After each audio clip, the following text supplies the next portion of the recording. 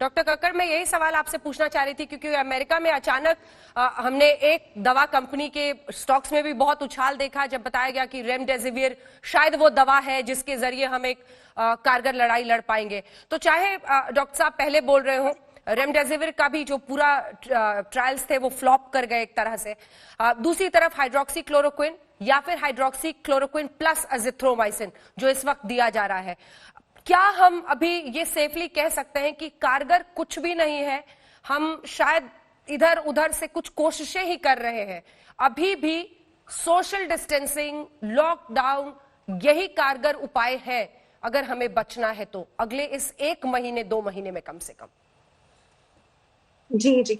जैसे आपने मेंशन करा, क्योंकि इस वायरस की गति बहुत तेज़ी से अभी भी बढ़ रही है, रोज़ मौत हो रही है। आपने देखा यूएसए में 50,000 से ऊपर मौत हो चुकी हैं और ऐसे नहीं है कि मोर्टालिटी इसकी रुक गई है। रोज़ हम अपने अस्पताल में भी देखते हैं कि काफ़ी लोग इससे बीमार हैं। तो इसी के कारण हेल्थ केयर वर्कर्स ने कुछ चीज़ें ट्राई करी हैं कि शायद ये जो कर्व है और फ्लैटन हो जाए। जो आप हाइड्रोक्सी क्लोरोक्विन और क्लोरोक्विन की बात कर रहे हो, ये एक छोटी-सी फ्रेंच और चाइनीज़ स्टडी से इंफॉर्मेशन मिली थी कि शायद ये 2 ड्रग्स रेस्पिरेटरी इलनेसेस को कम कर पाएँ और उनका इंसिडेंस रोक पाएँ। लेकिन ये बहुत छोटी और एनेक्डोटल स्टडीज़ थी। अभी अमेरिका में भी स्टडी करी जा रही है और हमने क्या देखा कि कुछ इन्फेक्टेड हेल्थ केयर वर्कर्स को या जो बहुत ही सीरियस मरीज़ हैं, जिनकी ऑक्सीजन सैचुरेशंस गिर रही है, उनको दिए गए हैं और उनके रिजल्ट्स मिक्स्ड आए हैं।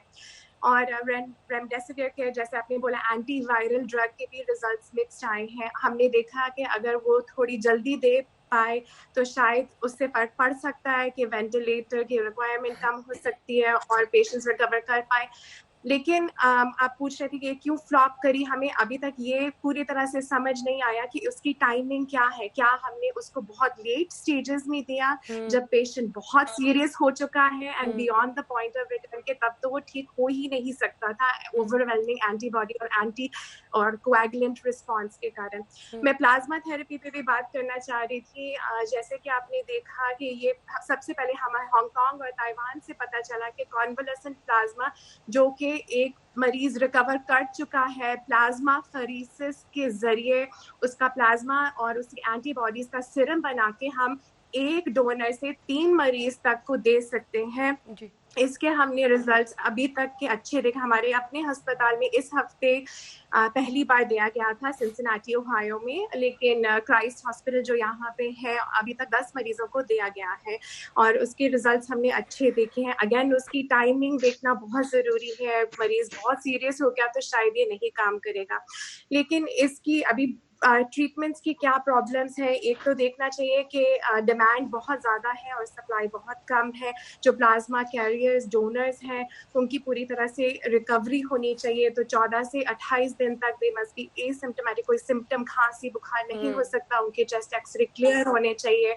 उनको कोई और भी इलनेस नहीं हो सकती, कोई और दवाइयाँ नहीं ले सकते। वो हेल्दी डोनर होना चाहिए। तो इसके और इसमें जितना ईजी लगता है उतना ईजी है नहीं। ब्लड बैंक की जरूरत होती है, ब्लड सेंटर्स की, डॉक्टर्स की, नर्सेस की, हॉस्पिटल एडमिनिस्ट्रेटर्स के लिए। तो इसीलिए क्या हो रहा है कि टाइम लग रहा है इन ट्रीटमेंट्स को इस्तेमाल करने में, और टाइम इस वक्त हमारे पास नहीं है। आपने बीसीजी की भी बात करी थी, तो बीसीजी वैक्सीनेशन जैसे का पता है कि बैक्टीरिया का टारगेट करती है, लेकिन हमने कई स्टडीज में देखा है, 2011 में 1.5 लाख बच्चों में स्टडी हुई थी कि शायद बीसीजी वैक्सीनेशन देने के कारण रेस्पिरेटरी इलनेसेस कम हो रही हों। तो कि ये स्टडीज हम अभी करी जा रही है नेदरलैंड्स में, मेलबर्न ऑस्ट्रेलिया में, और मैसाचुसेट्स जनरल हॉस्पिटल बॉस्टन में भी बीसीजी की स्टडीज करी जा रही है और इंडिया में बुजुर्गों को दी जा रही है कि शायद इस वैक्सीन का of target, of shoot response हो सकता है कि वो थोड़ी रेस्पिरेटरी इलनेसेस को कम करा जाए।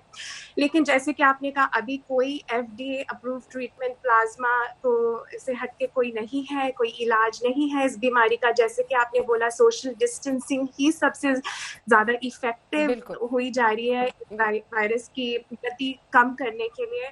और हम रिस्पॉन्सिबल सिटीजन्स को समझना है कि अगर ये लॉकडाउन खत्म हो भी गया, फिर भी हमें मास्क पहनने चाहिए, अपने हाथ धोने चाहिए, सैनिटाइजर का इस्तेमाल करना चाहिए और डिस्टेंस थोड़ा रखना चाहिए। और अगर आप बीमार हो आप घर रहिए, अगर आपके बच्चे बीमार हैं आप प्लीज घर रहिए, अगर आप बुजुर्ग हो या इम्यूनिटी आपके कम है तो प्लीज आप अपनी डिस्टेंस ही रखिए, आप घर रहिए, काम पे मत जाइए।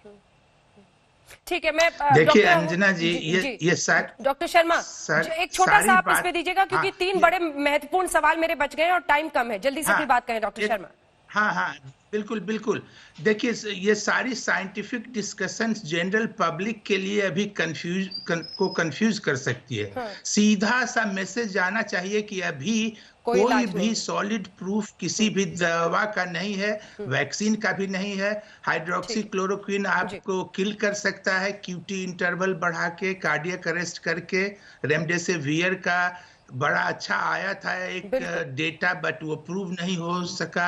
एक जिथ्रोमैक्स जो एंटीबायोटिक्स है, एक थ्योरी है कि प्रोविटेला एक बैक्टीरिया है, उसी को वेहिकल बना के वायरस रेस्पिरेटरी ट्रैक को अटैक करता है, और अगर उस बैक्टीरिया को आप मार दीजिए जिथ्रोमैक्स से तो आप क्योर हो जाएंगे। सारी चीजें अधूरी हैं, सारी चीजें अधूरी हैं, ज्यादा चाहिए। ठीक है, लेकिन हमारा मकसद यही है कि विश्व भर जी डॉक्टर शर्मा की विश्व भर के डॉक्टर्स जब एक साथ मिले तो एक जानकारी भी इधर आदान प्रदान हो, जिसके जरिए हम आगे बढ़ पाए।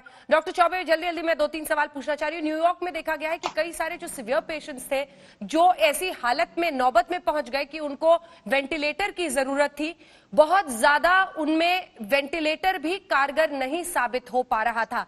क्या ऐसा चीन में भी देखा गया है? दूसरा सवाल, क्वारंटाइन पीरियड को लेकर, केरला में क्वारंटाइन पीरियड को 14 दिन से ज्यादा बढ़ा दिया गया, जर्मनी में भी ऐसा किया गया था। क्या ये एक अच्छा तरीका हो सकता है? और तीसरा, हार्ट को लेकर देखा गया कि न सिर्फ लंग्स, क्योंकि रेस्पिरेटरी ही अटैक ये करता है पूरे रेस्पिरेशन सिस्टम पे, लंग्स पर सांस लेने की, हार्ट पर भी अटैक हो रहा है। ब्लड कोआगुलेशन यानी खून में भी थिकनेस आ रही है, वो गाढ़ा हो रहा है, कोआगुलेशन हो रहा है, जम रही है। ये सारी चीजें क्या चीन में भी ये सब कुछ देखा गया है? इस बारे में आप क्या जानकारी देंगे चारों इश्यूज पे? 3 क्वेश्चन पूछे आपने। पहला तो आपने पूछा कि न्यूयॉर्क में जो वेंटिलेटर पेशेंट को जो वेंटिलेटर पे डाला गया है वो उतना सक्सेसफुली, उसमें एक्चुअली डिपेंड कर रहा है कि मोस्टली जो पेशेंट है ओल्ड एज के पेशेंट है और उनके साथ कोमॉर्बिड कंडीशंस ऑलरेडी है। वो डायबिटिक है, हाइपरटेंशन है, उनको अदर बीमारियां भी हैं, जिसकी वजह से ये जो बीमारी है वो थोड़ा एग्रेसिव उसको फ्लेयर अप कर रही है। दूसरा जो क्वेश्चन आपने पूछा था कि जो केरला में एपी जो सेंटर लॉकडाउन का है, वो बिल्कुल सही एक डिसीजन है, क्योंकि एपी सेंटर को लॉकडाउन करने में ये है कि लोग स्प्रेड नहीं। लॉकडाउन का मतलब होता है कि आप अपनी जगह पे ही पीरियड को बढ़ाने पे पूछ रही थी जी, 14 दिन से ज्यादा क्वारंटाइन। हाँ, तो क्वारंटाइन बढ़ाने में ठीक है, क्योंकि क्वारंटाइन बढ़ने से उसमें क्या है कि वो जब वो मूव नहीं करेंगे तो वहां पे बाकी जगह की जो स्थिति है वो ठीक हो जाएगी। एट द सेम टाइम जो पीरियड है 28 डेज का, वो भी पास आउट हो जाएगा। हार्ट और खून पर असर आपका था, हार्ट और खून पर असर। हाँ, तो थर्ड क्वेश्चन था, इसमें थोड़ा सा मैं मेडिकल टर्म यूज करना चाहूंगा। नॉर्मली क्या होता है कि जब हम लोग वेंटिलेट करते हैं किसी पेशेंट को, तो पहले ARDS में एक्चुअली हमारे अंदर में एक एल्वियोलाई होता है जिसके अंदर फ्लूइड आ जाता है, तो हम पॉजिटिव प्रेशर से उसको हम बाहर निकालते हैं। लेकिन इस वायरस का जो नेचर है, इसमें जो एल्वियोलाई है पूरे फ्लूइड्स में, वो पूरे फ्लूइड से एकदम फिल हो जाता है, तो जैसे ही हम प्रेशर देते हैं वो रप्चर कर जाता है। इसलिए वेंटिलेशन भी जो है इसमें एक हद तक कारगर नहीं हो पाता है सीवियर केसेस में, और पेशेंट सेप्सिस में चला जाता है एंड फाइनली मल्टी ऑर्गन से फिर उसकी डेथ हो जाती है। डॉक्टर कृष्ण कुमार, क्या आप डॉक्टर हर्षवर्धन के क्लासमेट भी रहे हैं जब आप हिंदुस्तान में थे? ये तो बड़ा व्यक्तिगत आपने प्रश्न पूछ लिया। मुझे जानकारी ऐसी मिली, लेकिन देखिए एक लड़ाई वो यहाँ पर लड़ रहे हैं और एक लड़ाई आप वहां पर लड़ रहे हैं। मुझे लगता है कि इससे बड़ी खुशी की बात नहीं हो सकती है कि हिंदुस्तानी जो विश्व भर में इस बार अलग अलग जगहों पर हिंदुस्तानी जिंदगियों के लिए लड़ रहे हैं। ये मानवता के सामने सबसे बड़े संकट काल में आप लोगों के योगदान को हर नागरिक, हर विश्व का नागरिक हमेशा याद रहेगा और कृतज्ञ रहेगा।